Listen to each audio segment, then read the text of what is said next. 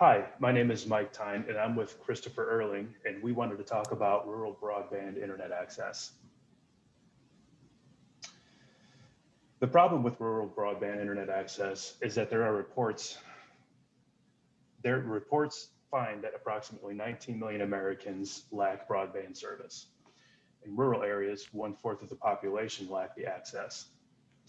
And this also could be off due to inaccurate data reporting. The FCC relies on internet providers to provide the data of their service coverage, and there have been several instances where the internet providers have given false information to the FCC. For instance, if they only serve one house on a census block, they can state they serve the whole census block, leaving hundreds of others without service, causing some analysts to have done their own independent research, and they believe the number of Americans without access is actually double. Also, the definition of broadband needs to change. Currently, broadband means 25 megabits per second download speeds and 3 megabits per second upload. Companies like HughesNet can advertise their speeds as broadband, but they can only get to 25 in perfect conditions. Typically, speeds are 10 to 15, making working from home or trying to attend school Zoom sessions all but impossible. So, this is why it's important. Since the beginning of last year, a lot of people were sent home for COVID, and that's work from home. Everyone has to get up to date on the internet at certain times all day for work days. They also have to be on their internet for school purposes. A lot of schools are still remote learning. And even places like health services, doctors' offices are trying to use uh, internet to see patients. And it really just would bring access to the modern world to everyone if this is more regulated. Anything from applying to a job to Googling something for quick information is out of reach for so many Americans. And it's honestly quite troubling. We believe that would also stimulate the economy if more people can start doing their shopping, they can start learning online. It would just make their community so much easier to navigate. So one thing we need to start looking at is having internet as a utility. This would mean that it's regulated and it would supply everyone with a minimum upload and download speed, as well as just make sure that everyone is serviced and has access to the internet. So this is actually the most up-to-date map on the FCC website. And as you can see, this is back from 2011. So there's right off the bat, just room for improvement here. And as you can see, a lot of the map is shaded in pink, which stands for that a lot of the country is without access. And we have a lot of room to work on here. And on the next slide, we're going to zoom in on where I was last semester in Wayne County, Tennessee, with the work from home and online learning. I was stuck in an area that didn't have access to the internet. There's a lot of green in the county down the center, and I would guess that most of that is not accurate. I had to drive to the closest larger town, Florence, Alabama, where I had to basically sit in parking lots of fast food restaurants, trying to use the internet on my phone in order to attend class Zoom sessions. This was really unreliable, and it was just a really stressful situation, trying not to go out in public with COVID and just trying to stay safe while maintaining access to my education. So this is why I believe that we should really start working on making a better solution for this. So the reason I took an interest in this subject is because I've had some personal experience as well facing broadband access.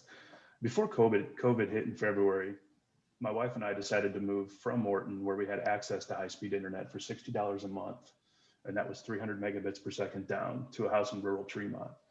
Now, when I say rural, we don't live in the middle of nowhere. We're in a neighborhood of about 25 houses, only 2 miles outside of a town who is serviced by Comcast.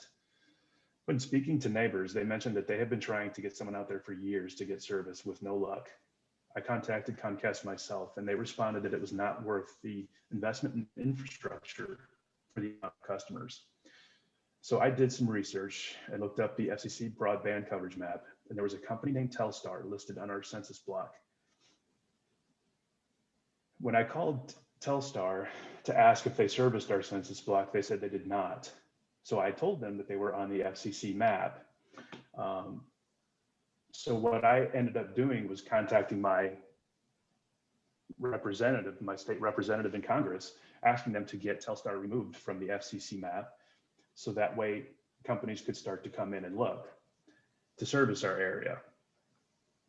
If you look at this map right here, you can zoom in, you can click on an individual census block, and it gives you a list of every company that services that census block. Now, obviously I had Telstar here, so we needed to get that taken off. So the reason why that's so important is because infrastructure is subsidized by FCC funds. And if the reporting is bad, like in the case of our census block, the funds won't be there because it wasn't part of the budget because the map said we were covered already. And my wife and I have been forced to work from home since March of 2020 while I attend college as well. And like Christopher, I was forced to drive, or I am forced to drive out to sit outside a Starbucks and use their Wi-Fi while I take a test because it's more reliable than what I have here. So what are the solutions for this issue? The first one that we want to talk about is starting a movement and getting people engaged. And to do that, we need to make sure that the FCC map is up to date and accurate. Companies who overstate their coverage will face severe penalties enforced by the FCC. Now, our hands-on idea is to make an app, and this app is going to verify your location and simply ask if you have access to high-speed internet.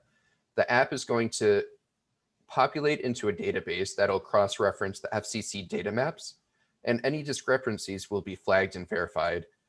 The data and information is really powerful, and we need to make sure that everything is up to date so we can further take steps to fix the issue. And this is just the beginning of it.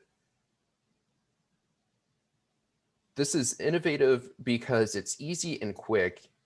People will fill out a 2-question survey, just their address and if they have high-speed internet, and the data will be presented to the FCC then. It gives the individual hands-on participation and involves them in the movement. This is the easiest way to gather the accurate information from the source itself instead of the internet providers who have conflict of interest with the reporting agencies. Okay, from the business aspect of a solution here, the demand for the solution is from the millions that do not have proper internet right now. Internet providers are still collecting money by inaccurate information stating that they are providing services when they're not. Marketing and advertising will be done as a social movement through social media, local government meetings, and local school districts. We believe starting local is the best way to get an accurate representation. The app will be free and the idea is sustainable. The goal is to spread information about the digital divide and start a movement for better regulation. The FCC is a regulatory body that is already funded, so there's no need to create anything new. And they can put the pressure on internet providers to service those without. Well, thank you very much, everyone, and you have a wonderful day.